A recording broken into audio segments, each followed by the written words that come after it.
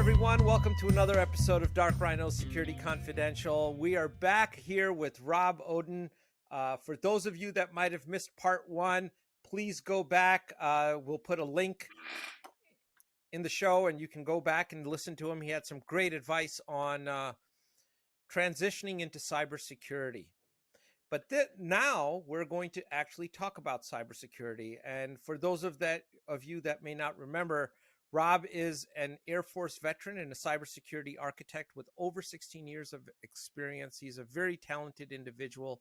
He's got a ton of experience on evaluating, defining, advocating, and driving adoption of policies, programs, strategies, and technologies that advance cybersecurity. Welcome back to the show, Rob. Thank you for coming back. Thank you for having me. I appreciate it. The last show, I think it's going to be great for anyone that's looking to transition. You had some great advice, and now maybe perhaps you can give us some advice in the actual, as a practitioner, in the areas of cybersecurity. And there's so many questions I have for someone like you, and some of them, if I ask something that you can't answer that presents a security thing, you can say, I can't talk about that. That's I'm good with that. No worries. But having been in the Air Force, and you're an expert in compliance as well. One question that comes to mind is, why does compliance not correlate to being good with cybersecurity? You see some of the firms that have been penetrated or have been breached, whether that was Yahoo with 3 billion records stolen, or Equifax, or we had JP Morgan Chase. I mean, these firms, if you look at the checkbox of compliances, they would have been check, check, check, check, Yes. Whether it was SOC 2, Type 2, PCI, high trust, you pick something, they probably check, check, check, and yet it didn't necessarily equate to the best cyber defense. What are your thoughts or insights around that? So a couple things with that. One, I think it's incentive models, right? When you are building a purely governance, risk, and compliance program that says you have to meet this requirement, you're not doing it to address risk. You're not modifying it to your environment. You're looking at how do you meet this requirement to do business in a certain space at the lowest cost possible. When I used to run assessments for cybersecurity programs for the US government, and I remember a executive told me, what is the minimum level, or what is the minimum acceptable level of non-compliance I can meet? Right? Of like, he's just like, look, I'm not gonna be able to do all of this. So where's that line that I don't have to do this? And again, it wasn't that they wanted to just expose the information, but if it's a compliance program driven specifically, you're trying to check the boxes. It's to pass the test. It's kind of like when you were studying for a test versus trying to attain the knowledge. It's not about actually taking the knowledge and applying it. It's about, I have a test, and I'm going to be measured on that test, not actually how effective I actually know the information. So I think, one, that's the first thing. Two is, for a long time, a lot of the practitioners of cybersecurity and the teams leading the compliance effort were very different. Because there is a skill set. I want to be very clear. I don't think GRC members don't bring value to the team. They do. They bring a ton of value. But if you're more focused on policies, regulations, how to collect artifacts and present that to an auditor, that's not the same skill set as someone who is building a vulnerability management program. It's not still the same skill set as someone who's responding as an analyst or an investigator from an event. And if your program is just checkbox, then you're focusing on the collection. You're not focusing on trends and patterns of looking at, hey, we are exposed and we are getting attacked, or we are looking for things that isn't explicitly told for us to look. And I think those are a couple of the primary reasons of why, one, compliance itself has a bad rap for cybersecurity professionals, and from the industry as a whole. But if I can add on that, there is something I think there might be some hope. Okay. If we look at the cybersecurity framework that NIST and I believe Deloitte did a partnership for creating, that's been widely adopted. And I think when you're going to see with the CMMC for DoD, there isn't a do you meet it, do you not? I like for the CSF was you get to pick like how mature of a program do you want to be, because not everybody needs to be the most mature. You don't need to be a level 5, right? If the confidentiality of the information is sensitive but not extreme, there's an acceptable level of risk that you can take on for less sensitive information. If the integrity of that information is temporary in nature, then maybe you don't need to have a global registry such as blockchain to enforce the integrity. If you're not Amazon, where being down for a minute is costing you $1 million, then you don't need the availability of the 5 nines. And so you can a framework and a compliance model such as CSF is really well, because you as a organization can say, how do I want to build my program, or what kind of program do I have, and where do I want to go to? And I think the CMMC that kind of took concepts of the CSF as well as the NIST 171 can be applied to that. And if they do it right, then you have the promise of compliance, which is you raise all the boats, right?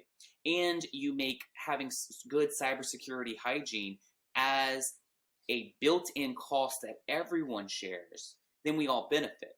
But if compliance is a check mark that is cannibalizing funds from real cybersecurity just because you have a regulatory agency that just says, well, this is just what it says, then you can have issues for actually negatively impacting cybersecurity or giving a false sense of confidence that you actually have a solid cybersecurity program. A couple comments on that. We had James Azar on the show, yep. and James actually said the same thing. James Paraphrase. We are in complete agreement with that. And we've actually talked about that before ourselves. And no, we're on point. There's going to be some learning curves. There's going to be some growing pains.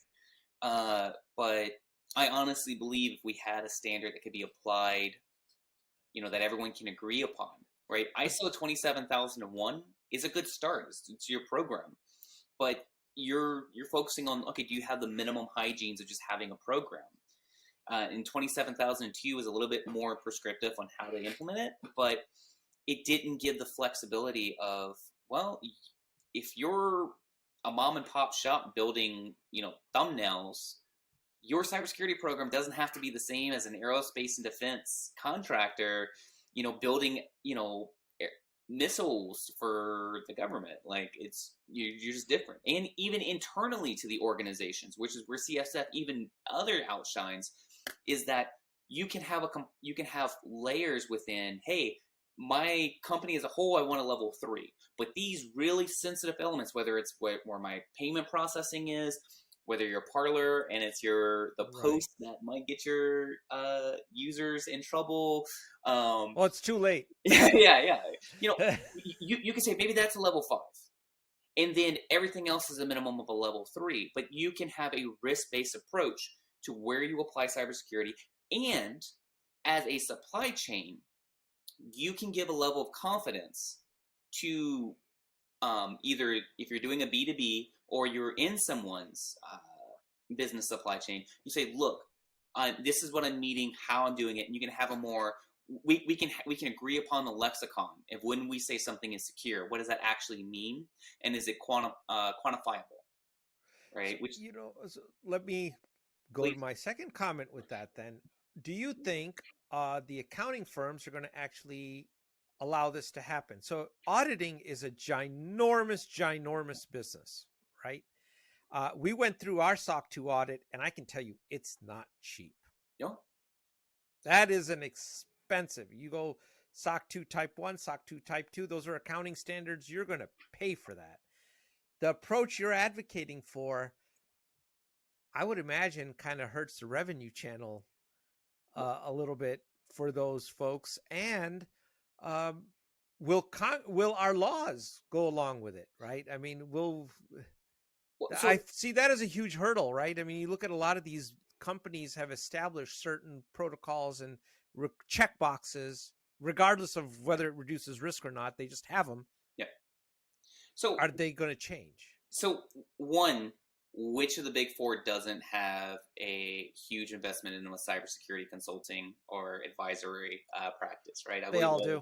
all of them All do, of them. and All of then them. all of yeah. So I don't think I would be shocked if the big four, and I don't know this, doesn't have some type of plan for CMMC audits or advisory services. Um, Also, there's industry focus, right? I think your regulatory or your those of us who are publicly traded, right? There's different groups. Now, I would love to see that as a holistic view, but the purpose and incentives of those different programs are for different reasons, right? There is a general good hygiene. Now, for my background and my specialty, I primarily focus in data protection, insider threat. Okay. There's a VIN kind of overground, but from a hygiene of just how do we identify, segment, segregate, and protect regulated and sensitive data, that's going to be, excuse my southern colloquialisms, a come to Jesus conversation that we all have to have. Because we have vendors who've kind of led, and nothing against it, right? But says just encrypt it. It doesn't matter. That's right. Until quantum, computing comes in and encryption, but that's a larger problem that we all have to face. But okay, what do you encrypt? Do you encrypt everything? Do you isolate? Yeah. Now, I'm going to step in on this because there's a lot about this. Now you're getting to something that I do know something about because I've spent a lot of time with mathematics. So by training, I'm an aerospace guy and looking at. I don't know if people understand how how the RSA algorithm works and how it's set up to, but how you encrypt that data is going to if you go by the NIST approach, you may already be giving away some of the keys to certain parties to be able to unlock that information. So It's I, well, but so I much. said it. So much of our cybersecurity is reliant on encryption. How we share information, that the confidentiality, which has been the CIA triad, the confidentiality, Right. availability, and integrity. Yep. Confidentiality has been first and foremost, and almost like the first among equals, right? Of cybersecurity, and we protect confidentiality not by perimeter or ownership, but through encryption, because we're so interconnected of a world. But you remember, I think it was the Office of Management and Budget that let all the forms go on our people. They all ended up So in OMB. China. Yeah. You know what's sad about that though? But how did that happen then? I mean, you would think those guys. Well, so what's sad with that, right? Okay, encryption's fine until people get the keys. So encryption's only fine. Like if I compromise your network and you're encrypting everything, but then I create an account that has access. If you're doing an encryption management and now I have access to all those keys, great. You just packaged my meal for me. I'm gonna take it out. I'm gonna change it or what have you. Ransomware, right? I bring my own keys. You can have encrypted. Great, I'm gonna encrypt it as well.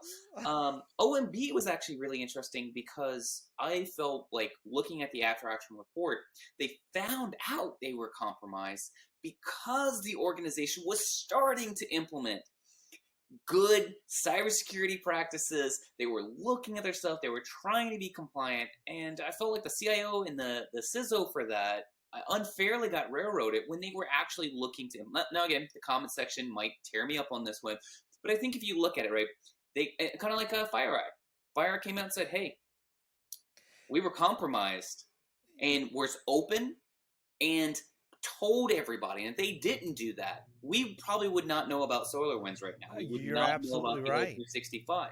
But they were doing like, look, they got us, but here's all the steps we're doing in from there. Encryption. And on that one, actually, if I could just briefly please. interject, I want everyone to know, and this is actually a question that I'm going to ask you later on, so think about the answer to it is, are we too focused on technologies in cybersecurity? Because Absolutely. SolarWinds would not, it's not the domain of technology. There was no technology vendor, no program that could have been implemented that would have stopped that damn thing. The only way we found out about it was human consciousness, real humans who had a hunch. Somebody, it was an intern that gave away a password, or they were reusing a simple password, and then they got an MFA request to reset their password that they never requested. And that tipped off red teams saying, wait a minute, how the hell did this happen? So the intern issue was the symptom. That was not I'm not. Yeah. So I look at that, especially like that.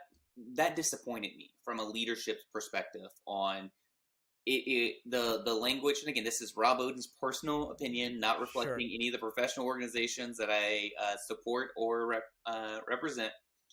But I thought that was a failure in leadership on, hey, well, actually, it was this intern. No, the fact that an intern was able to do that and have that level of compromise because of systematic processes that were put into place, not verified, or a good cybersecurity hygiene is the reason why you got compromised. This intern was just an avenue for that. I think that was an unfair, like, instead of saying, it was very unfair. We did this, because they did that to themselves. And then it's like that meme where the guy like takes the stick and puts it in the bike and he trips and he's like, Antifa. Sorry, yes, okay, but if it wasn't that intern, it'd be somebody else, right? And we may not have ever found it. Yeah, but all that being said, I completely agree. I'm a technologist. I love technology. I think technology, is going to do so much. We're barely scratching the surface what it is. But technology is merely a set of processes of stuff we were already doing in the real world, right? If I come to a problem, 99.9% of the time, it's not a technology problem. It's people, processes, and scope. So we talk so much about PPT, right? People, process, technology. We don't focus on the scope of like what we should be focusing on, what, how we should be doing something. But technology is an augmentation to our processes. Even when we say automation, right, which is a set of processes, and the output of those processes, whether there are people taking it, the best we're going to do is understanding what our process is, why we're doing it, the people involved, whether they have to do the input or output or do some type of decision making, and then the technology to augment how those decisions are made, even from analysts. You can't just buy a tool that says, boom, here's your hacker, here's your spy. Right. And this is a problem we see in insider threat community, is that there's this desire to have this tool go bing, spy. It's not exactly. The best we can do is have our technology augment the processes where we say, hey, this is good, this is bad, and our analysts to say, well, this looks suspicious. Can I give them the information in a way that they can be effective and efficient with as quickly as possible from the moment the event happened to the moment it's collected to the moment it's alerted? All those are time measures, and to the moment that the individual responds to it. Technology helps me shrink that. It doesn't help me get rid of it. And I think, sorry, that's my soapbox, because I'm a technologist. I love it. But if we're starting with technology as the first conversation, we've already broken. We have Unfortunately, it's prevalent in our industry. Absolutely. Because who wouldn't want to just write a check to mitigate risk? We all want to do that. Yeah, well, you think about it. Look at after the SolarWinds attack, how many vendors have been using that as a part of their marketing engine? Oh, also, if any vendors watching this, please stop using FUD. Please, for the love of God. If you are dealing with someone who actually does this, we know, we've looked into the abyss and it has looked back to us, right? We know the fear, uncertainty, and doubt of, just whatever it is. Please stop using that. Your product did not cure cancer yesterday because now this thing happened. Oh, I understand that. I understand it gets attention, but please, begging you as a security practitioner, stop using FUD. Like, it worked when you had an MBA person who didn't have any IT or CISO background that was leading a CISO organization. Like, yeah, you're right. Let me buy this. But for the most of us, it just makes me want to go to, put you in spam box.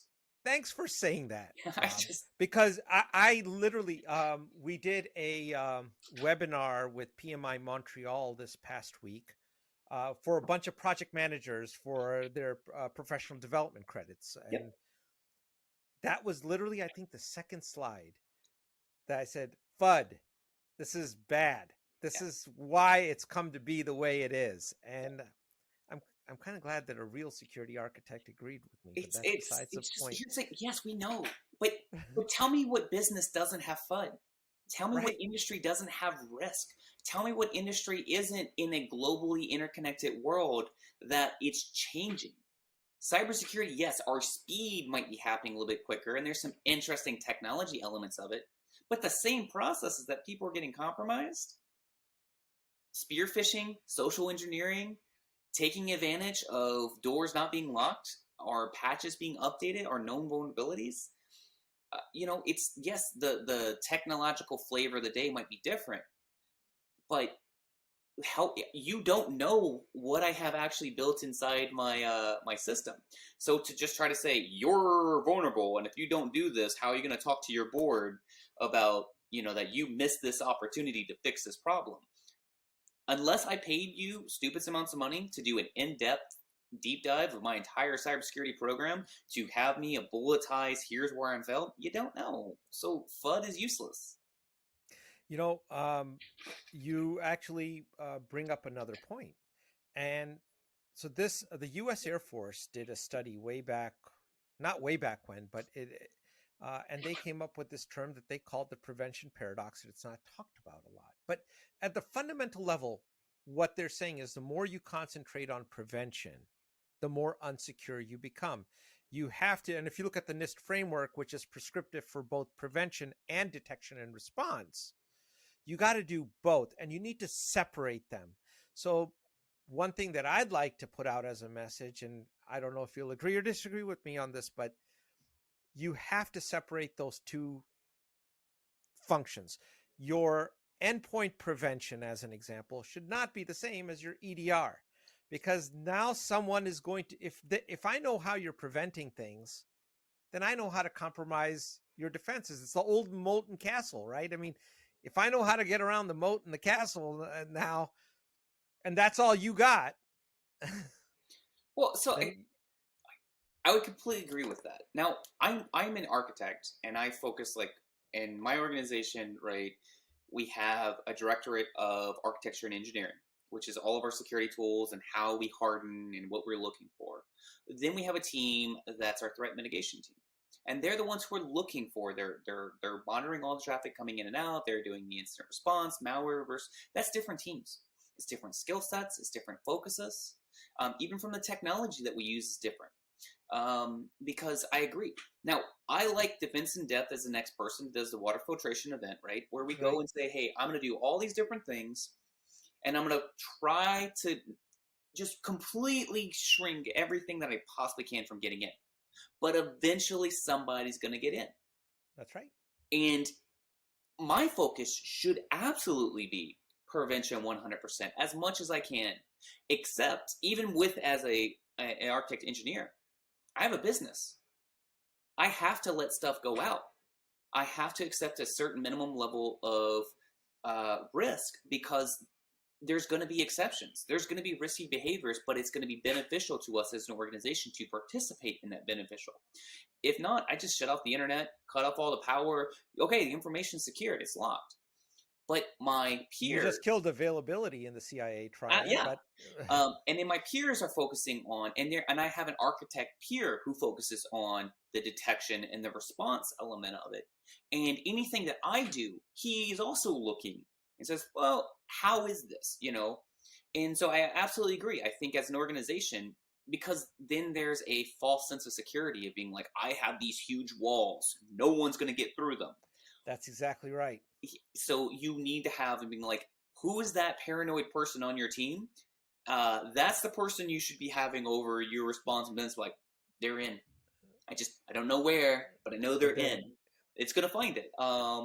And then, you can match that up, kind of go back what we talked about before is the compliance team, right? What's your policies and procedures that you as an organization is how the behavior that you want your employees to interact with? What is the lanes in the road that you told them to? How do you confirm to your partners and to your outside regulators and auditors how you meet that? I think you can have those three key, I feel it's kind of like your three-legged stool of a good cybersecurity program. And you can have other elements to that as well. But I think you need someone who's focusing on defense, absolutely. But that's a focus, not the focus. Exactly. And they should be segregated. And that's the thing. Yeah. Like you have a peer, you have somebody else that is looking at that, who's challenging you. And that's because I know, again, I'm going to probably upset some vendors, but there's some vendors out there saying, well, you guys should be engaging in vendor consolidation. And you know what? We can do this from soup to nuts. And okay. But then now I'm set up with the prevention paradox. I'm right there. You just created a gap that I don't even know what gap you've created. So there's always the desire, right? Because I want the one throat to choke, right? If things are broken, I want to go to one vendor and be like, you make this right.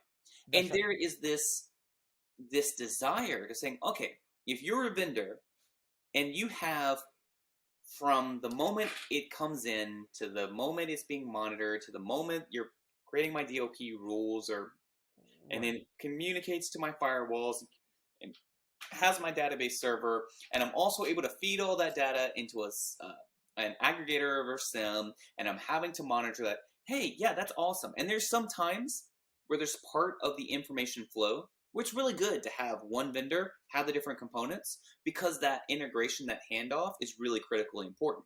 But this might tick off a little bit vendors. More often than not, there's always an overpromise of how integrated you are with, if you have multiple products, there's always an overpromise on how actually integrated your product is. Sure. With the different elements. It makes sense. They're for different purposes.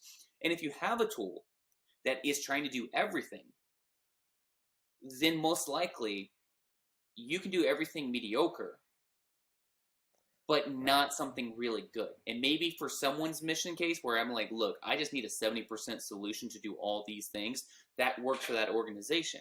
But if you're an organization that says, actually, this type of sensitivity data is really critical to me. I can't rely. I have to, that 20% that you don't meet is actually critical for me. So no, I think it's desirable, obviously, from a cost and manageability and scalability to have something that you can deploy. But if there is interacting with users or interacting with business processes, and I might want to go with the tool that's specifically built or more built towards that specific area than try to have one that just tries to, is the Swiss Swiss Army knife of it. But again, it depends on the situation. So Rob, let's upset some politicians then as well, since we've picked on vendors a little bit here. Let's pick on politicians, because post the SolarWinds breach, I've seen a lot of congressmen and senators come on, and they've been talking about, we should have these laws in effect, these things in effect.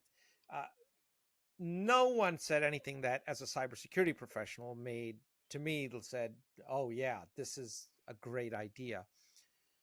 From a policy position, do you have anything that you think as a nation we should implement that addresses the very tip of that pyramid of pain, right? Because that is not the domain of a vendor. It's the domain.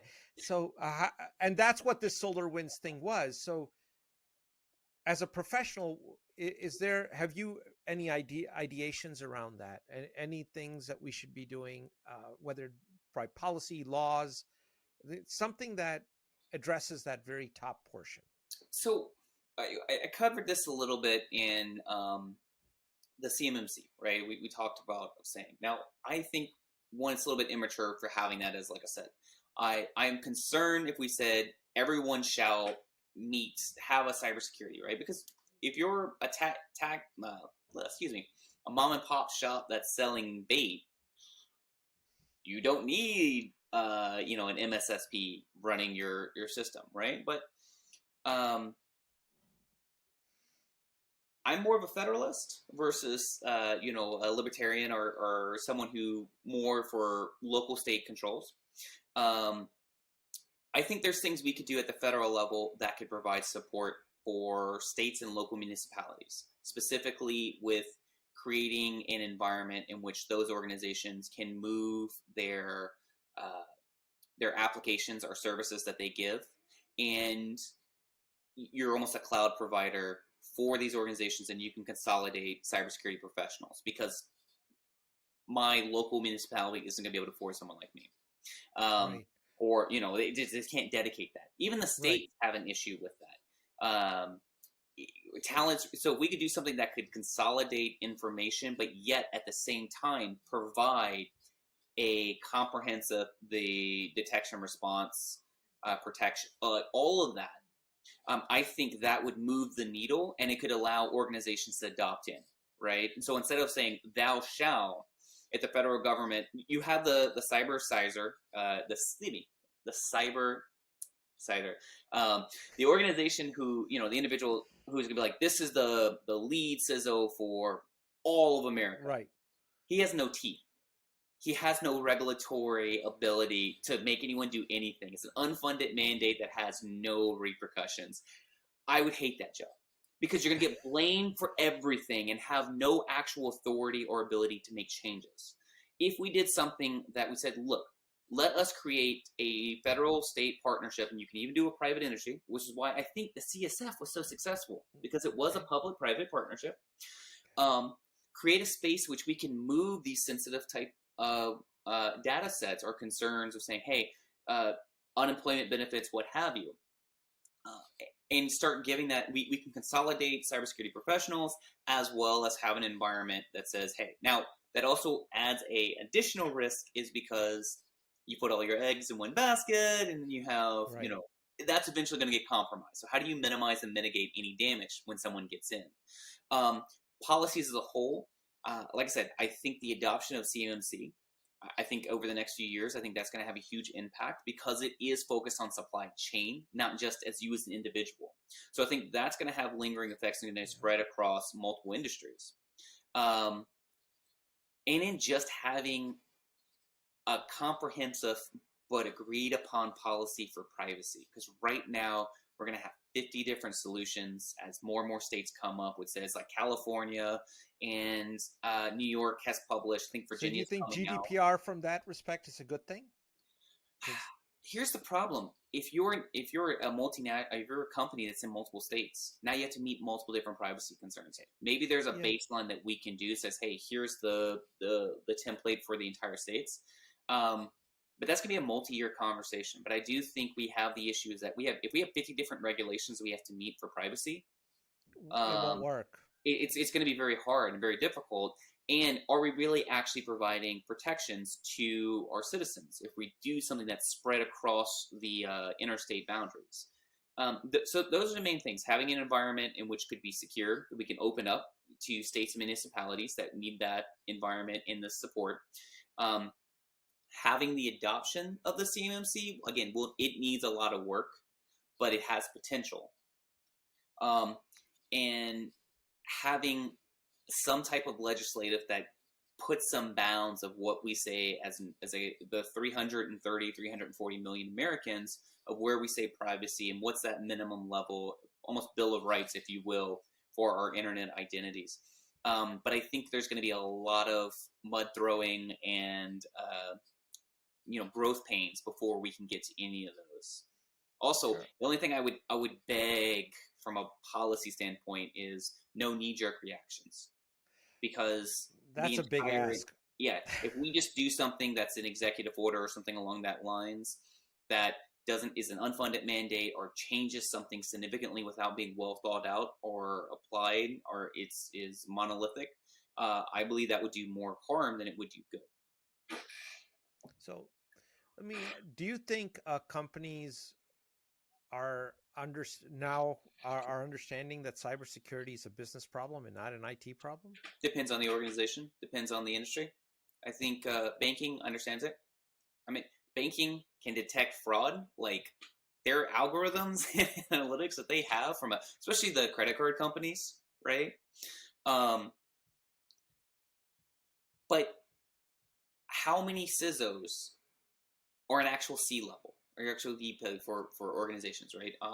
There's a mentor of mine that publishes a monthly kind of a list about how many of the top Fortune 100 actually has a named individual for information security. Does that how do we have that conversation as a company? Right now, it's depending on where you are as an organization, as a company, cybersecurity would just tank you. If you did an actual comprehensive cybersecurity program, you would never get off the ground. Right. Or it would just use too much of a call center. I think people are starting to have the conversation, but as we as cybersecurity professionals, we've been more focusing on the technology and the vectors of attack and not changing how we communicate to our business partners. I'm finishing an MBA, so I apologize if I'm starting to do the business speak, but there was an accurate and legitimate thing. If we can't communicate as security professionals to the rest of the business of why this is important, we're the reason it's failing. Because we're supposed to be the SMEs, we're supposed to be the experts. There's no education like screwing up. So companies that had a really bad cyber event, right? They're like, oh, they found religion, and now they start building. But again, if we can't communicate, you'll just spend a lot of money. You'll implement a program that some consulting firm says go and do. But unless you're able to communicate, how does that actually impact, help, tie into the other risk and the other operations of the business? They're going to find themselves in the same place in 3 to 5 years because it's not inherent to the organization. So I think we're becoming more aware that cyber is a thing, and most boards do ask for an update. But I think we still have a little bit of ways to go before the business in cyber, kind of like what we had 10 to 15 years ago with IT, right? Right. Most CIOs report to either the COO or the CEO, because you can't live in this world without having how is IT actually integral to your business. And so one of the things we've been kind of advocates for the office of the CISO ourselves, because we think partly you get her out of IT because they're being asked to critique the very people that they work for, and that is not a good thing. There's definitely some inherent conflicts of interest because as a CIO organization, I have to have the highest uptime with the most capabilities and the lowest cost. Security is not in there. Now, security might be a sub bullet, but that's for most CIO organizations. That's what they need to do, right? For a CISO organization, we do have the CIA triad, right? I need to provide confidentiality to that information to the appropriate level. Right. I need to ensure the integrity of information is in a way that if it ever gets checked or challenged, I can either quickly mitigate it or show that I can protect against it. And then the availability is that either internal or external actors cannot cut off the flow of information into appropriate areas where it needs to be. Whether it's ransomware attacks, whether it's DDoS, whether it's someone dropping an entire database because they didn't get their bonus, and from a cost, from availability, from a features, that isn't always one for one, and so there is that inherent conflict of interest. And I think organizations are trying to figure that out because there's so much technology in the CISO's office that it is hard to be like, how am I going to make IT decisions, which I could as a CISO's office. And so having that peer relationship, I think has been the writing on the wall. We'll just see, does it morph into that? Or do we become kind of like a legal entity where instead of us trying to go ROI of the actual, purpose of cybersecurity, no one asks what's the ROI of legal. Right. No, never has. Yeah, but like not getting sued, right? They're not now. You can have specific programs, projects have an ROI, but as cybersecurity as an organization, and to identify and either qualify or quantify risk, um, you need to do that. But what that looks like for the organization or industry is really going to be dependent on what's your risk appetite. I think going in, understanding your risk is always better than just saying, well, we're too small, so we're not going to focus on that. So how do you evaluate that risk? I know, there's a lot of frameworks out there, right? But what are your thoughts? I know personally we're familiar with FAIR, Yeah. right? So, It has its pluses. It gives you a continuum of risk and magnitude of loss. But how should a company? What are your thoughts on the quantifications of risk? How would you go about doing it? so I would ask, how does instead of going like, here's the cookie cutter approach, my first question is, how does the company already quantify risk? What are they looking at, right? Because if you're doing business, right, there's an opportunity cost to spend your money on X versus Y, Right. right? How are you already? What is the business already doing to understand risk, and what's the language that the business is using in framing up risk to the organization? They might not even use the term risk, but how are they saying, if I do this versus this, what am I exposing myself to? I think more mature organizations are going to have a much more like if you're in a banking industry or heavily regulated, or if your CFO holds all the power, then you should be a lot more quantitative on like, if I do this, I will get this, or within this bounds.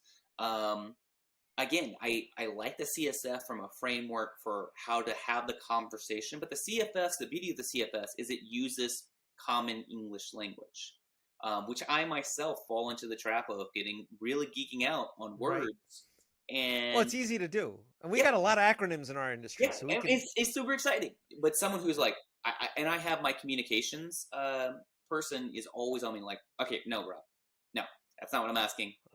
Come back to here, and you're like, oh, okay. And I think we need to do better at that as just an organization. Is one, putting in the language that the business can understand, because if there's no business, there's no need for us, right? No one needs, if you're not generating sensitive information or products, then there's no need for a security professional.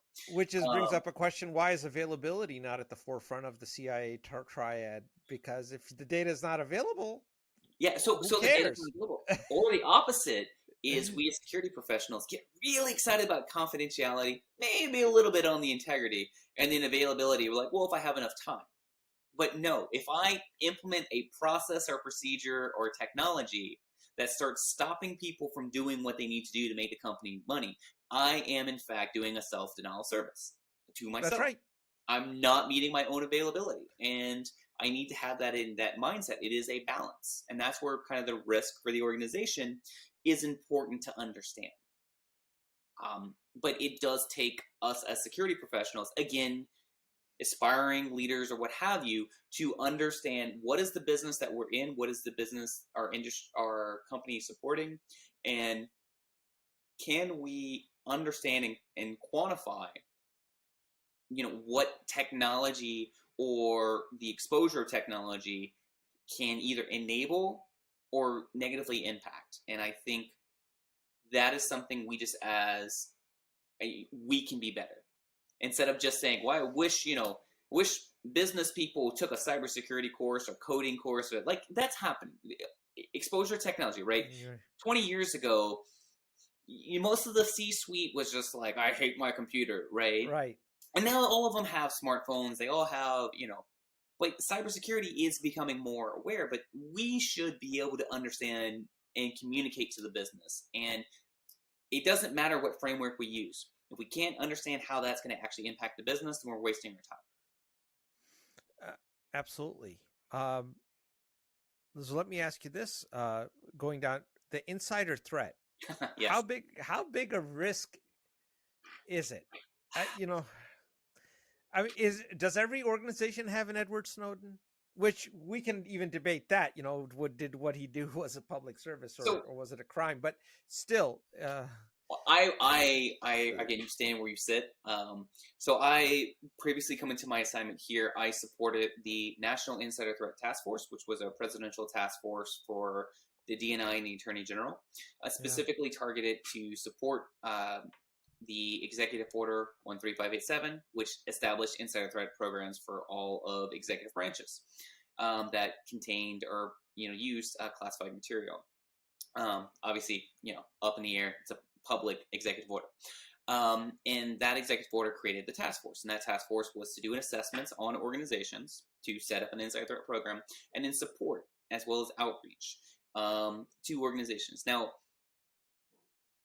user attributed abnormal behavior, right? However you want to define that, is an issue that every single organization is going to have to deal with in one way or another. That's either malicious users, so someone intentionally doing something wrong. Unintentional, meaning they click something, they exposed, they save regulated or sensitive data to their home network, and that home network got compromised.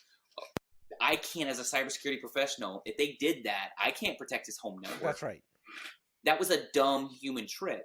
Or there's the compromised, meaning you as an individual we see this a lot in fraud, where there's a mob or there's an organized crime that says, hey, Rob, you've been gambling a lot, but we'll forgive that, or, but you need to give us access, or you need to, I as an individual have been compromised. That is a people problem that technology can help or augment, but it has to be addressed, HR, programmatic. So it's like all disaster recovery plans. Every organization has the potential of having an employee to be compromised, unwitting, or, to go malicious. Like, we just period. We all have that and the larger you are, statistically representation of the population, you're going to be at that, a greater degree. Now, do you think that is bigger though than the outside threat, than getting hit by ransomware from someplace X? So it's that old adage of your impact versus probability. Right. Right. Right. Like, if you have a compromised IT admin, I don't give a crap that you got hit 10,000 times off, and they got an email out or blocked some machine. If an IT admin took all your sensitive data or wiped all your stuff or burned down a facility, or shot, if you wanted to include domestic or violence, right, to self and others in that, which is also considered under insider threat.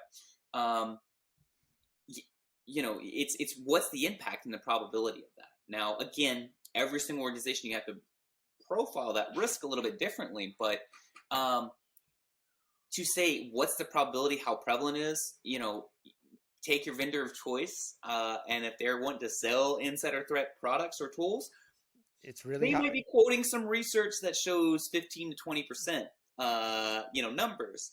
But again, it's what is the impact, which you can mitigate by not pulling a SolarWinds and actually having credentials and having a plan to minimize what people can access, right? So when I was at the task force, I was a cybersecurity subject matter expert for the task force.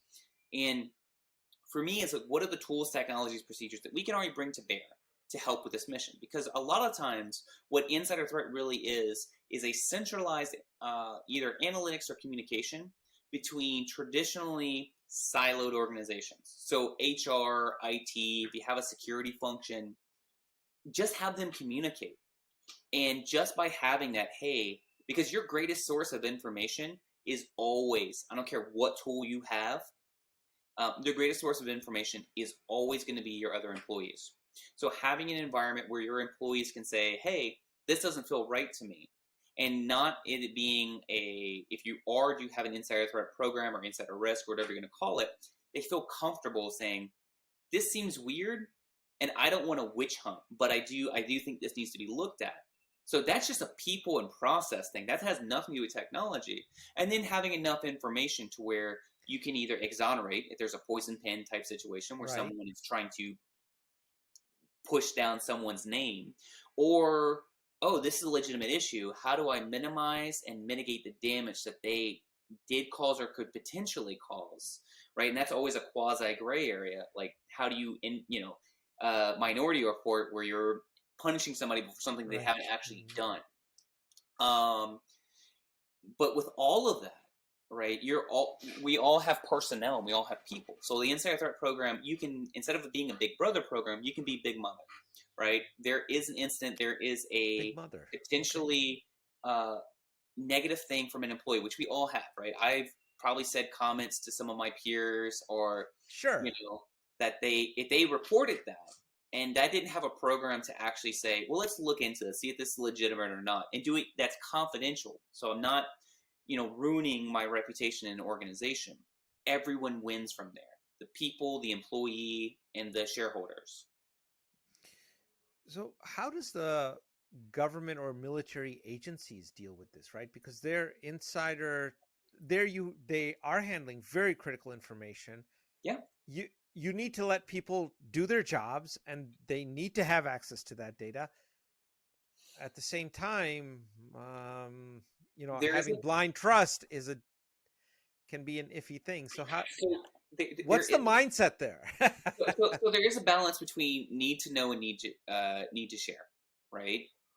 Where Okay. I want to restrict this piece of information or access to this source of information to the smallest group possible. So your need to know versus I need collaboration and interconnection between multiple disparate groups to get the best view and to get a response. So whether you're intelligence community, DoD, or even some confidential information for a small business administration, right?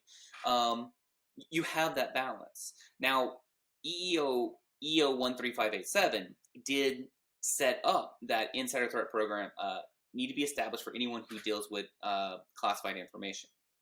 Okay. And again, very public. That's the whole purpose of the EO. And organizations who say they might deal with more sensitive information, they can set one up themselves.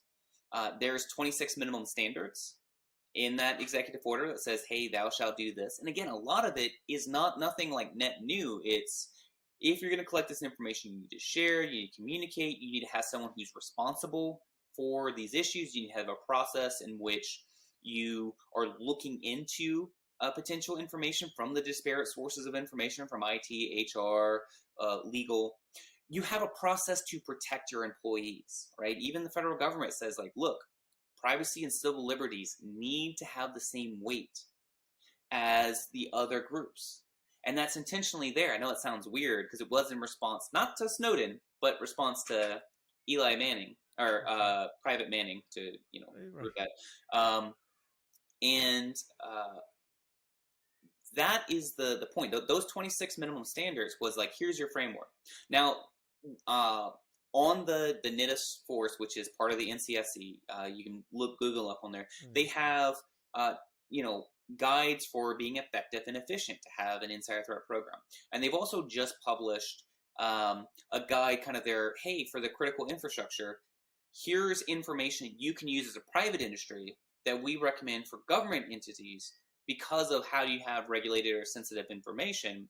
How is that protected, monitored as an insider threat for that interchange for communication, as well as when does technology come into play, right? How do you augment your processes by leveraging technology? But again, technology only comes in at the absolute end, regardless of whatever your favorite vendor of the week is going to tell you.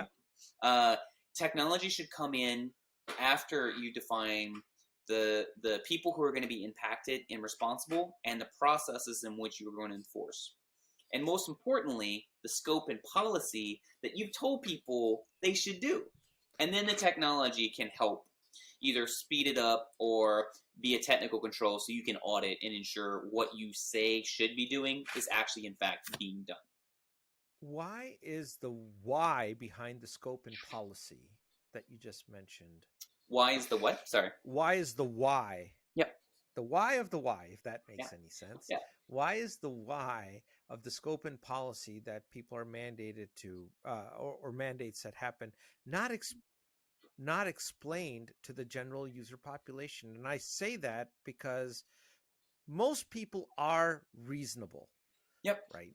Most people are. And if they understand why a certain action is being requested, they're going to be apt to follow that guideline. Whereas if you just mandate something and say thou shall, they're like, yeah, okay, here's Yeah, another yeah. Make it edict. so. Yeah. And it really removes the number one asset, cybersecurity asset of a company is the people.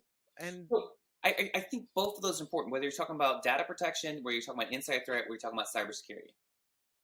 Communicating, your employees are your best asset. They're also your greatest risk. right. Let's be honest, right?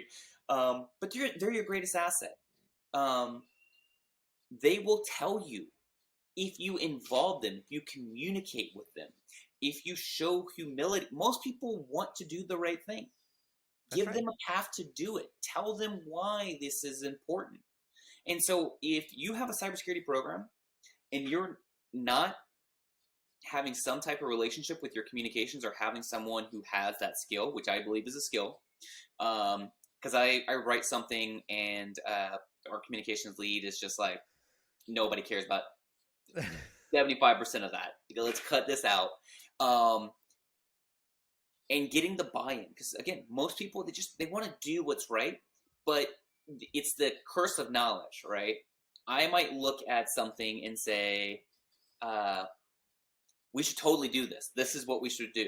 And like, I know all the steps, but I'm assuming a lot from the average person who's just like, hey, I'm trying to do what's right, but this seems dumb or seems, extra, versus like, hey, either we have a regulatory requirement that we have to do these things because if this gets out, our approach to addressing this problem is to minimize the impact on you. So we could do this other thing, so like, here's a worse option we could be doing. Right. And then just being open to feedback. And I think especially for a lot of us who come up as engineers, we're like, I thought of this, so Yeah. it's awesome. Just being open to like, this kind of sucks. And you're like, oh, no, it's perfectly engineered. Like, this should be awesome. You just don't your problem is you're too dumb to understand. And as IT now you'll never implement it. Now it's done. exactly. But that is an attitude that we're guilty of. And we're like, you're just stupid. Like, that's why you're doing this. Whereas, having kind of that feedback and saying, okay, why are they doing this? Is it that I haven't educated them? Is it because there's actually a business process that I'm not aware of that I'm breaking because I'm trying to do this thing? Or is it a combination of how I'm communicating? I need to improve. And I think I started my career as an IT integrator in the Air Force. Okay. And the first thing you do is half of it is troubleshooting problems.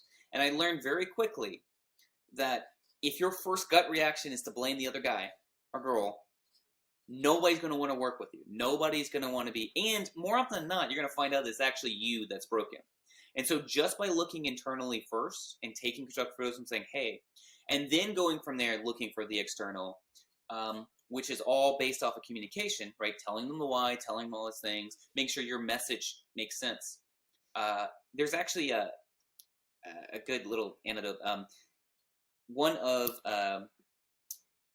Napoleon's greatest advisors that he said he had was the dumbest man he knew.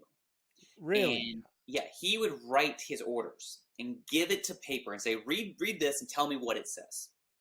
And then if that person could not tell him like what was the intent of the message, he would rewrite it. And he would keep doing that until that person was able to tell him clearly, X, Y, and Z. We as cybersecurity professionals, we like the gears, we like all the stuff.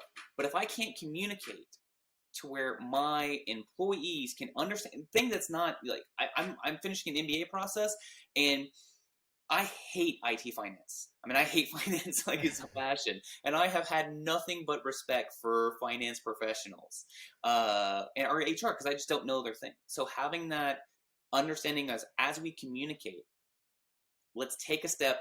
Is that communication, that what we're putting out there, are people actually able to understand and implement and understand and own?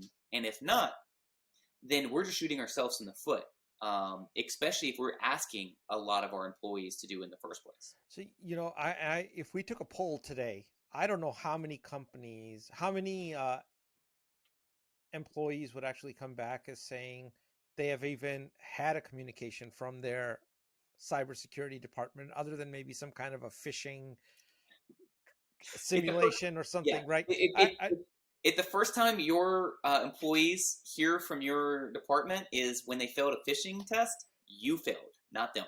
That's I, exactly. So, I, hopefully, people listening to this will get an ideation here and I'll may probably get some consider. hate now. Like, you don't Oh, I'm understand. sure there'll be somebody trolling. I'm certain of that, but that's okay, man. That's part of the thing. Yeah, It's I'm a big boy. We can we can have that conversation. so let me ask you one other thing. I know I'm being conscious of our time, but I I gotta ask, why haven't we gotten IT hygiene right? So if you look at things like WannaCry, they were completely preventable had we patched those systems. And why is IT hygiene still considered such an arduous task? In days of old, it was always, well, it's complicated. We got 20,000 endpoints. We got to do, you don't understand. I think there's a lot of efficiencies that have been brought to the table because of technology and processes that, don't you think So, we should have it right by now? so there's something I was reading. Maybe it was like 5 years ago. About 70% of most of IT budgets are on legacy equipment. Because we build dependencies and we build patterns. So there's the legacy element of it, right? There is some complexity, especially when you start getting in larger organizations. When you add M&As into it, right? It's a lot of money to standardize. But it costs more money to maintain. There is a bit of an investment, right, to get everyone on a standard image, a standard build, enforcing policies. Because again, what you usually have is not that the hygiene is just terrible. I think most organizations have a general level of hygiene. Right. If they're essentially managed. I would agree with that. Yeah. The problem is it's all the exceptions, and in the government, there's all things temporary become permanent.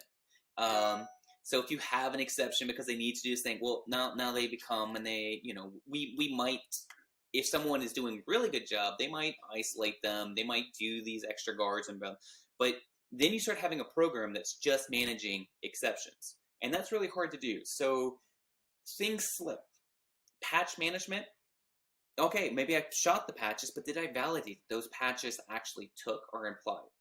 Am I giving enough time to test and roll out patches that I can roll back in case I had a vulnerability? Well, maybe I had an older application for one of my business units, and so I didn't update their system. And then say, okay, your next update will get to you. But unless you do the follow back through, which takes time and resources, then maybe that never gets patched or never gets updated, or they keep reusing the exception. So I think IT hygiene, even shadow IT, man, we're not even getting into like people just doing what they want to do. There's a ton of that going on. Yeah, there's a ton of that. So you have the legacy equipment that has its own issues. You have legacy applications that have dependencies on legacy equipment. You have the exceptions because one, everybody thinks they're super special. Everyone's a special little snowflake. And especially if a large organization, it's a blizzard outside. Right. Okay, you're unique, you're an individual, but it's blizzard. So I have to do something at scale. And I think that's one of the reasons why it's always going to be an issue. It's kind of like there's nowhere in your house that isn't not a little bit dirty. I don't care. You can have a cleaning crew. There's always going to be some dirt. Now, the difference is that dirt actually could let in, bad guys in. But having that this is why the cleanup and prevention, right, is good. And we should get there. We should absolutely, and we can do a lot more. But agree. There's always going to be an unpatched server. There's always going to be something configured wrong and allows someone escalating privileges.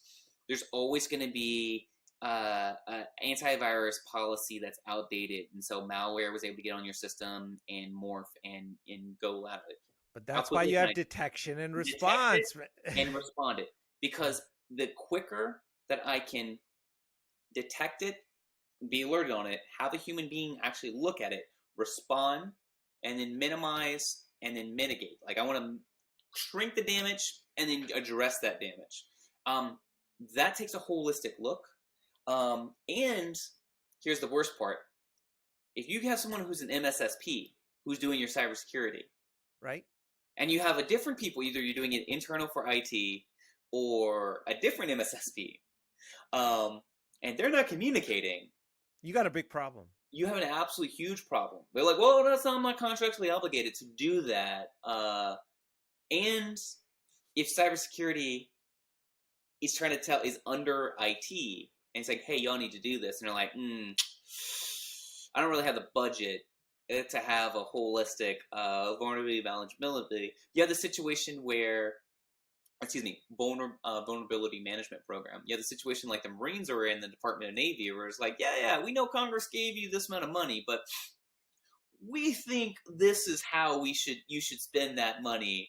Not that, hey, we think you should guys hit us here and here. And they're like, yeah, we'll take that under advisement, but we control the budget and we're going to tell you what to do.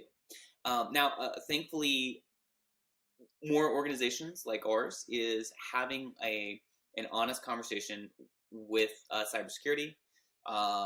They have open channels. If you're not reporting to the CEO, you should at least have a dotted line to communication to the CEO as a cybersecurity professional, in my personal opinion. And you had to have that conversation of being like, your baby's ugly. And if your boss is the one you're saying that your baby is ugly, you're probably not going to put that in a way that gets action or funding, right? Because you might not last long. So I think that is my final thought of possibly why some of the hygiene is not where it should be. I know our CEO is going to love that statement because he uses it all the time, and I tell him, don't do it, man. You can't tell people their baby's ugly. It doesn't work. It's probably not going to go over very well. but there's a way that it's kind of like a growth opportunity. It's like, it's not that you suck at public speaking, but public speaking is a fantastic growth opportunity for you. It's something that you can really spend some time and energy, and you would be okay. Like, there's a way that you can have that for engineering. Hey, I agree. I agree. So we're at the hour here, and you've been very generous with your time. I want to leave a little bit here. Is there something you want to plug? Are you doing any books, shows, appearances, any talks, conferences that you want to let everybody know about, Rob? So unfortunately, with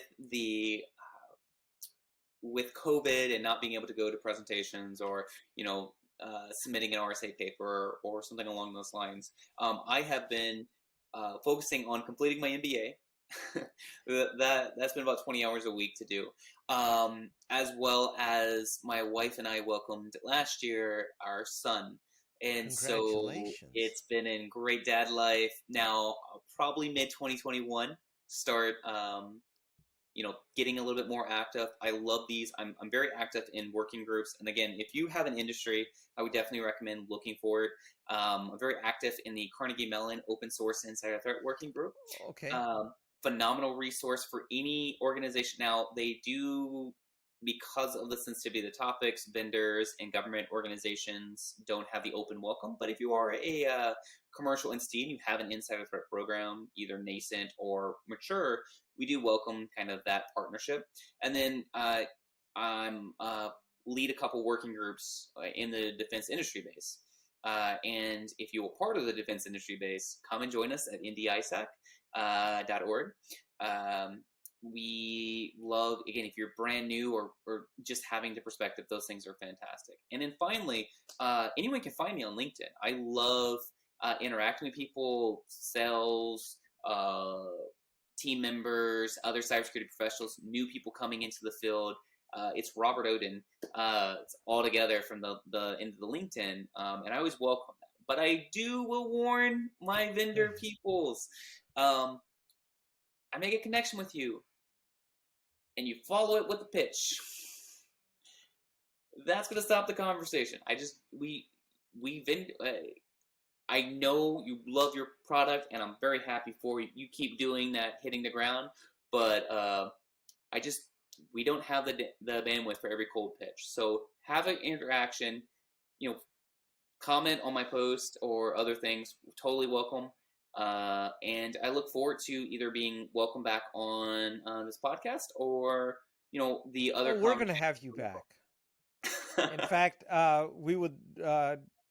We'll maybe get a panel together. In days of old, we would fly all our guests to Dublin, Ohio, and we would be in a real studio, and we would pour a glass of very nice select bourbon. And I'm Southern, so bourbon is 4 Roses or.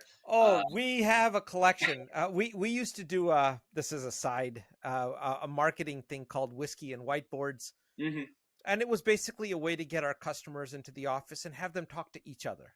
And we provided a glass, maybe 2, of some bourbons that they couldn't get on the open market that easily. So they were allocated pieces. So now it's all dead because of, so we got a bunch of booze in the office with nothing to do with it because COVID killed it all. And well, I feel like the customer advisory boards, if you're a vendor and you're listening, those are extremely impactful. Not prospective people, like I don't use your product, but if I'm using your product, I'm going to have pain points with it. I don't care how great it is. And I think just having people in and then sharing and be like, oh, you have that as well? Or then they become your biggest advocates, because if I feel like my vendor for this particular problem has made modifications, add things on the roadmap, or has helped me better meet the objective that I needed to meet based off of some mods, very helpful. Well, Rob, I want to thank you so much for your time, and we're looking forward to having you back. Again, thank you so much for having me, and I look forward to hearing some of the other podcasts that you have mentioned, especially the one coming up next week. I think that one is going to be the one from the Google.